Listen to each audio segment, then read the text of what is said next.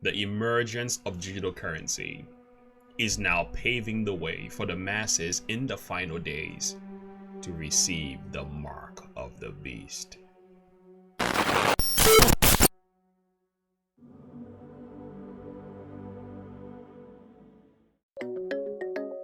Do you pay in cash?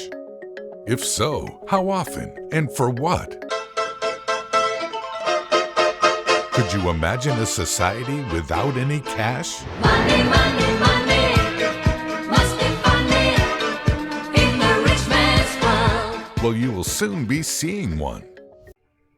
Now you may be asking, how is this going to be possible? Wait a minute. Let's first ask a few questions.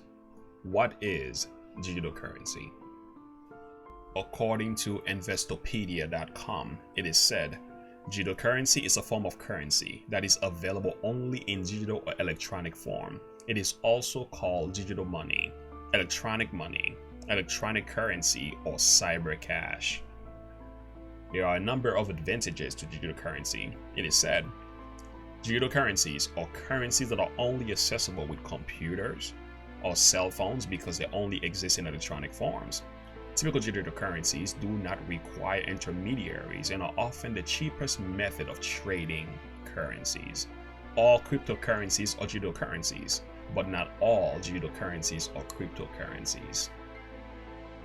The central bank digital currencies are regulated digital currencies issued by the central bank of a country. A CBDC can be a supplement or a replacement to traditional fiat currency.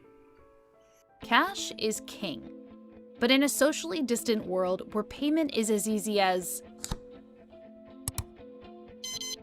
Does cash still hold the same value? Cash is still relevant, but cash is no longer king. Although data surrounding COVID's impact on cash has yet to be reported, the pandemic is expected to cause a drastic decline in cash usage due to the risk of contamination. The unprecedented surge in the demand for contactless payment has also shown outstanding performances from major companies offering cashless payment methods like Apple, Square, and PayPal. More than 80% of all retail transactions in the country are now conducted electronically. This is similar to the decline in cash in other Nordic countries, including Finland, Norway, Denmark, and Iceland. In fact, more than half of Sweden's 1,600 bank branches no longer accept cash deposits or withdrawals. Jamaica's central bank digital currency will officially be called the Jamaica Digital Exchange, or JAMDEX. The Bank of Jamaica chose the name following a competition involving members of the public. JAMDEX will also be represented by a logo which incorporates Jamaica's national fruit, ackee. Now, the full public rollout of JAMDEX is to take place this quarter. Just about every country around the globe is aiming to becoming a more cashless society. They are joining with the new profound movement of digital currency. But the problem is, in the near future, this will be used as a means to control people's finances. This will be used as a means to compel people to worship falsely. Let's keep watching. What's the scoop here? The pros look a little something like this. Bank robberies will go to zero. Makes sense, right? There won't be anything to steal. Counterfeiting money will be non-existent as well, and drug and weapons markets will be greatly reduced. In the United States, illegal drugs are a $320 billion industry, and illegal weapons are estimated to be a $1 billion industry as well. Imagine being able to shrink those markets. Honestly, maybe the US should take some notes from Sweden. There will also be way less tax avoidance in a society with an entirely digital currency. And get this, there will be way less petty crime too. No more pickpockets, because there's no money in people's pockets. And certainly, small business owners will feel more safe as well, as there won't be any cash in their cash registers.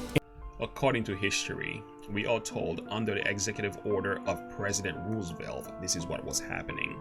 Soon after taking office in March 1933, President Roosevelt declared a nationwide bank moratorium in order to prevent a run on the bank by consumers lacking confidence in the economy. He also forbade He also forbid banks to pay out gold and to export it. The article went on to say on April 5th, 1933, President Roosevelt ordered all gold coins and gold certificates in denominations of more than $100 turned in for the money. It required all persons to deliver all gold coins and gold bullions and gold certificates owned by them to the Federal Reserve by May the 1st for the set price of $20.67 per pound.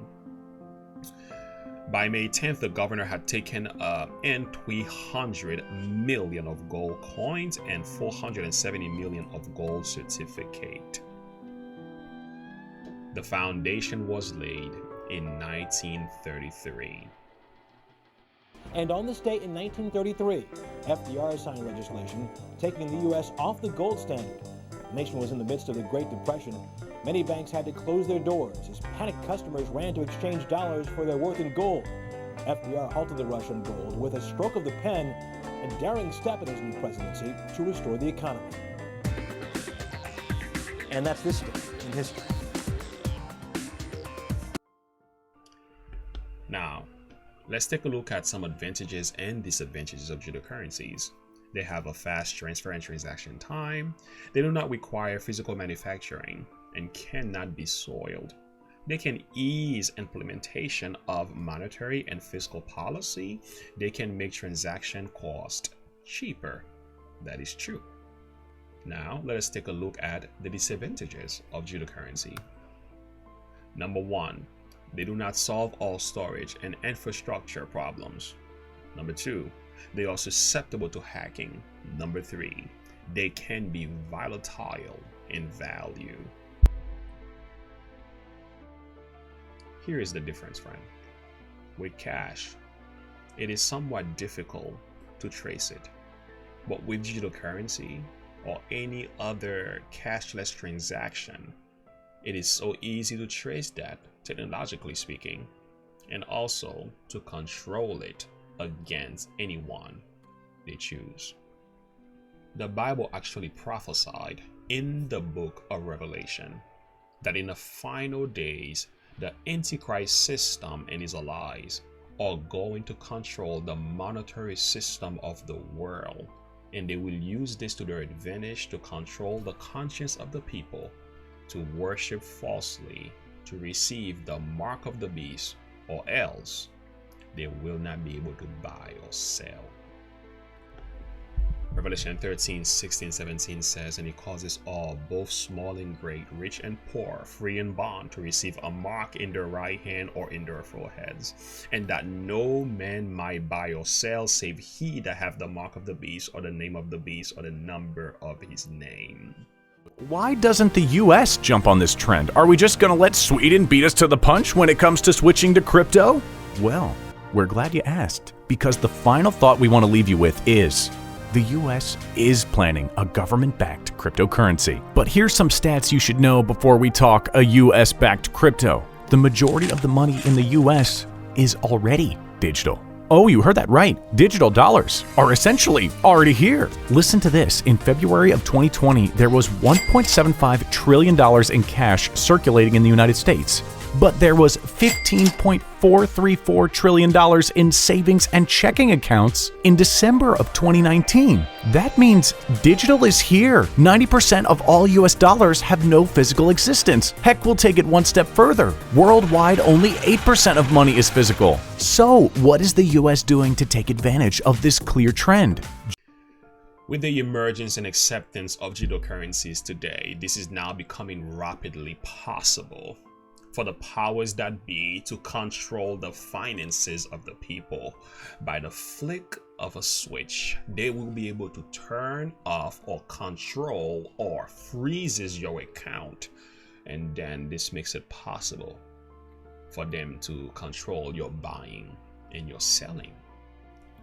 The time is coming when we cannot sell at any price. The decree will soon go forth prohibiting men to buy or sell at any man save him that hath the mark of the beast. In the book The Desire of Ages, page 121, 122, it is said, in the last great conflict and a controversy with Satan, Those who are loyal to God will see every earthly support cut off. Because they refuse to break his law in disobedience to earthly powers, they will be forbidden to buy or sell. Prophets and Kings 183, 184. Satan says, for fear of wanting food and clothing, they will join with the world in transgressing God's law. The earth will be wholly under my dominion. Friends, I don't mean to sound like an alarmist, but trouble is coming.